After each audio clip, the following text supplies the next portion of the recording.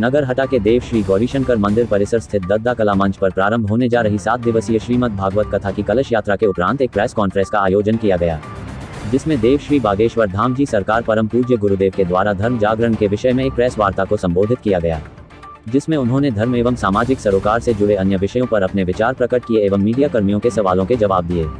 सूरज जैन, प्रवीण नामदेव, शिखर news 24। Ramchandra की जय, बागेश्वर धाम की जय, गौरी शंकर महादेव की जय, हटा धाम की जय, उत्काशी की जय। महाराज जी, हटा उत्काशी मानी जा, हमेशा हटा पे संत महात्मा देवी देवताओं की कृपा रही है। भागवत कथा आप जैसे संतों की महाराज बहुत दिनों बाद लोगों को समझ में रही। वैसे तो भागवत कथा सत्यनारायण की कथा जैसी होने लगी जी।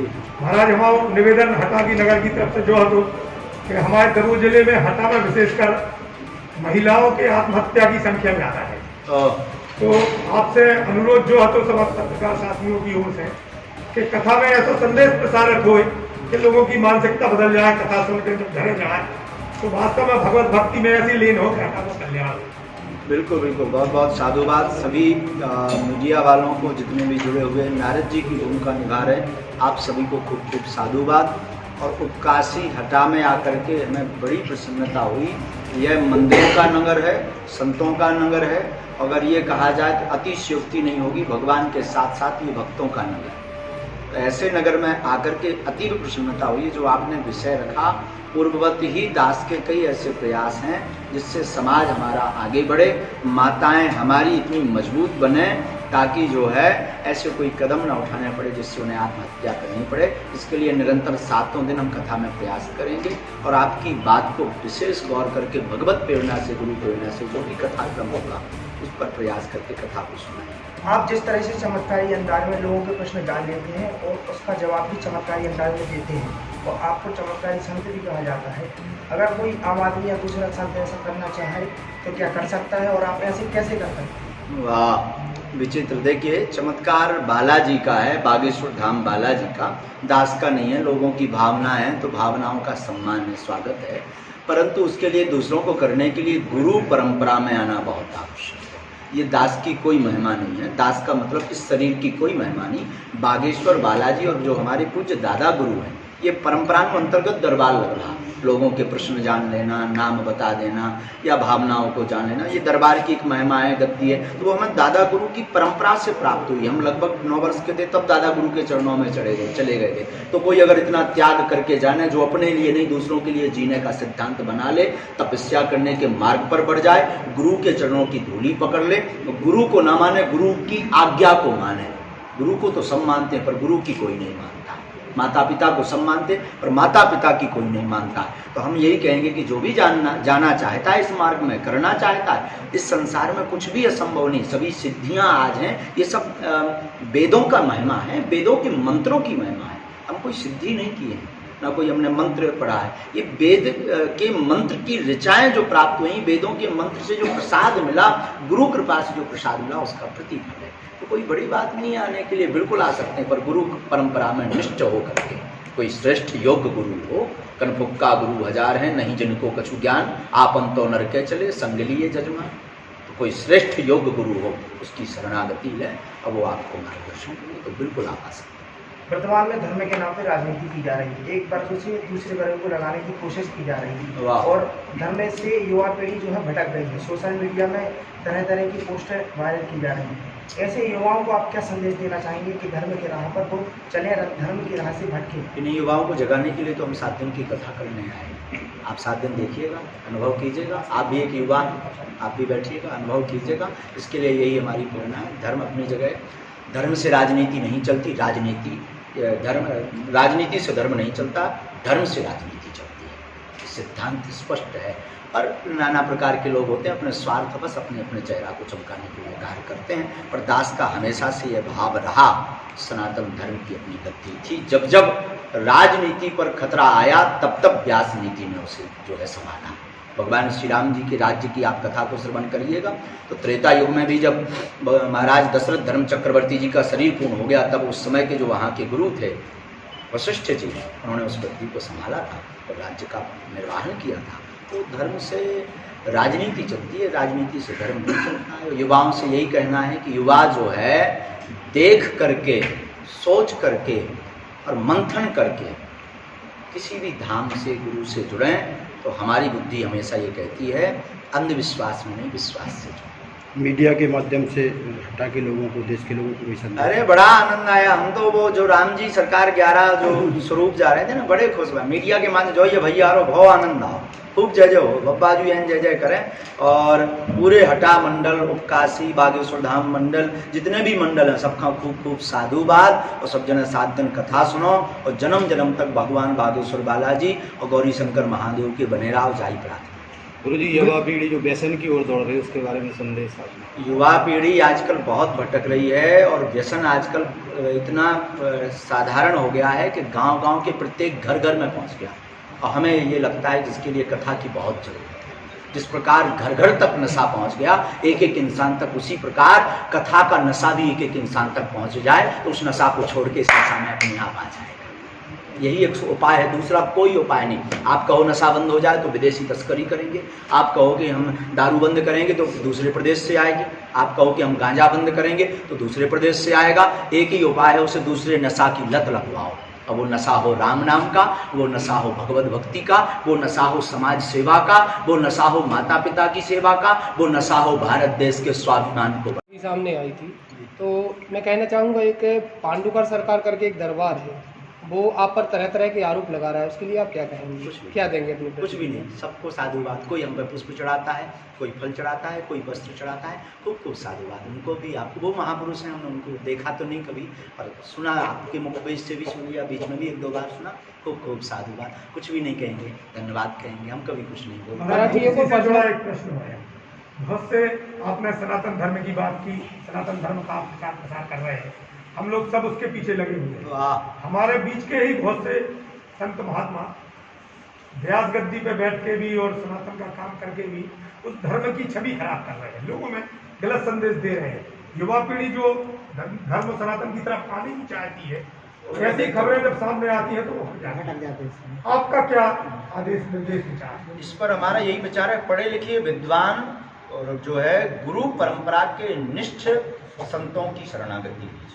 जिस प्रकार डॉक्टर की हम डिग्री देखते हैं कि MBBS है, MD है कि नहीं है, जो बुद्धिमान होता है वो कभी झोला छाप से दवाई नहीं करवाता। उसी प्रकार जिस गुरु की शरण में या जिसको आप फॉलो करें उसके पहले मंथन बहुत करें। हमारा विशेष प्रस्ताव यही रहता, ऑब्जर्वेशन माइंड। आप ऑब्जर्व करें, क्या वो आपके लायक है, क्या वो हमारे सनातन धर्म के लायक है। अगर हम कथा को बेच रहे हैं तो खरीदार कौन है, कौन खरीद रहा? हम आप ही तो खरीद रहे हैं, मत खरीदिए। अगर हम धर्म को बेच रहे हैं तो खरीदता कौन है इस देश में? हम आप ही तो खरीद रहे हैं, मत खरीदिए। जो बेच रहा उसकी मत खरीदिए और जो लुटा रहा उसको पकड़ करके उसके लुटाने की आदत को और बढ़ाइए। हम यही कहें और कुछ नहीं। तो जो वास्तविक परंपरा से नहीं होते, गुरु कृपा से नहीं होते, वर्ण से नहीं होते, वो कथा गद्दी की महिमा को, गुरु की महिमा को, तो सीधी सी बात है वो काल नहीं है। और इन काल नेमियों से बच कर के रहें।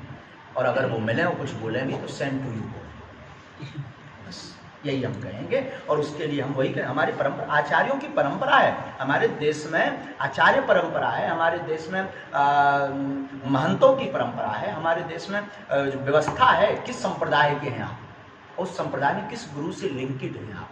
गुरु की महिमा है, गुरु से ही शिष्य जाना जाता। और कोई खुद गुरु। और दूसरी बात बढ़िया बता दें आपको, बुरा मत मानिए, जो केवल अपनी पूजा करवाए उससे दूर भाग जाओ। जो आपका बाहें पकड़ के परमात्मा से जोड़े उसे पकड़ो, ये करोड़ों की बात है, ये उसकी पहचान है। और पर्सनल क्वेश्चन करना चाहूँगा, क्षमा करें। एक जानकारी सामने आई थी कि पहले आपकी परिस्थिति थोड़ी सी गंभीर थी, विपरीत थी परिस्थिति, तो उस परिस्थिति से गुजर के आप अभी तक कैसे पहुंचे, मतलब ताकि युवाओं को भी एक प्रेरणा मिले आपसे? अरे भगवान, हम तो गांव के भिखमंगा बामन हैं, उन्होंने संदेह नहीं है का। आज भी हम कहीं बिल्कुल डॉक्यूमेंटरी पुस्तक में कछु हम कहूँ नहीं पहुँचे जाओगे तो आज भीख मांग के खाई।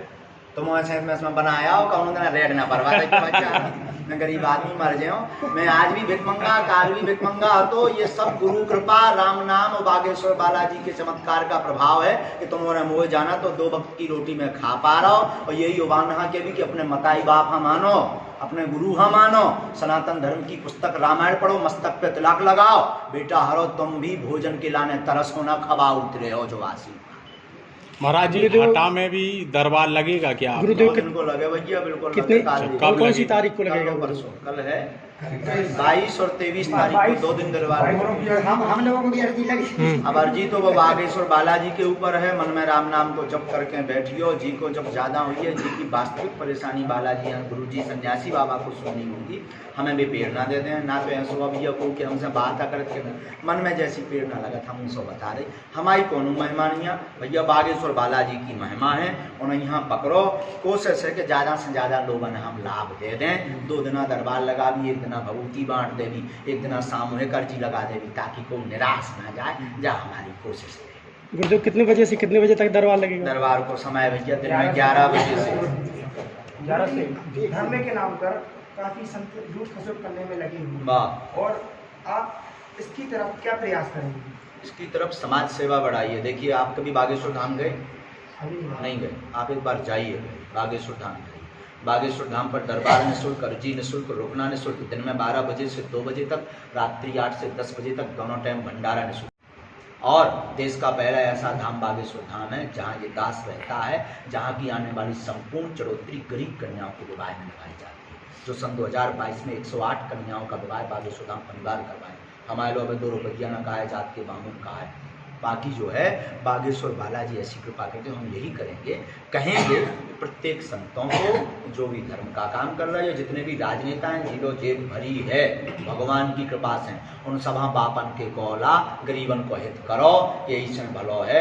और लूट खसोट के लाने जोड़ के भी हम पहले ही बता चुके भैया, को बेच रहा तो काय खरीद रहे, कोई अगर बेच रहा तो काय खरीद रहे, हम काय खरीद रहे। सीधी सी बात है, अपने अपने सिद्धांत हैं। हम भैया कौन सो सिद्धांत हो बता दो, सो हम भैया सुधार कर झंझट खत्म।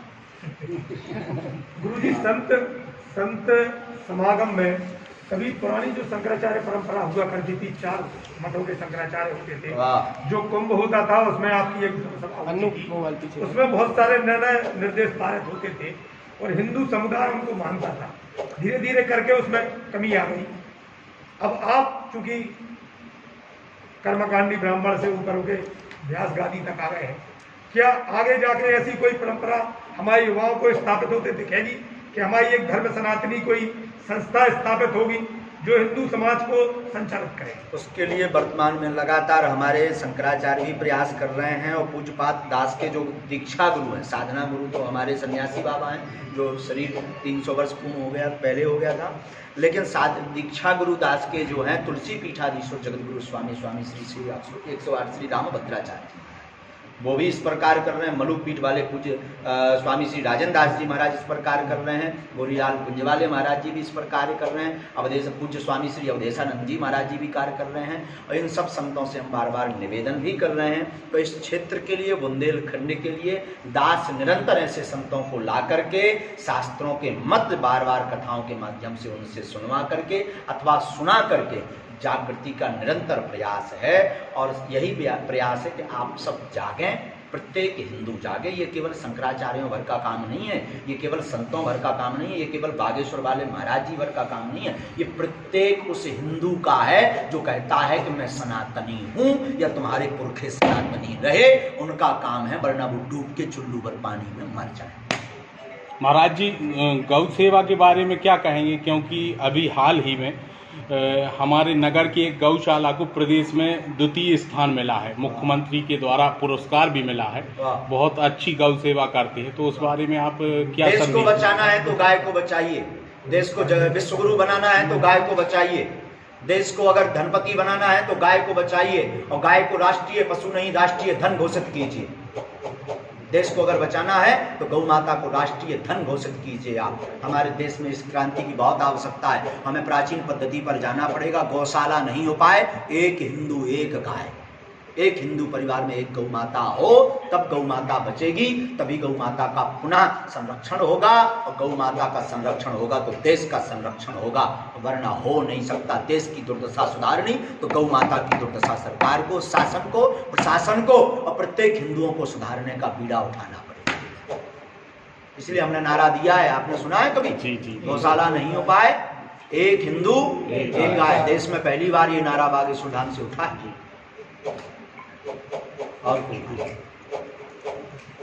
कोई सवाल? एक सवाल था तुम्हारा, हम जवाब देते हैं। महाराज जी अपना नाम क्यों नहीं लिखवाते, बागेश्वर धाम सरकार क्यों लिखवाते हैं? जी हैं? क्योंकि हम कुछ हैं ही नहीं, जो भी हैं बागेश्वर बालाजी हैं, इसलिए।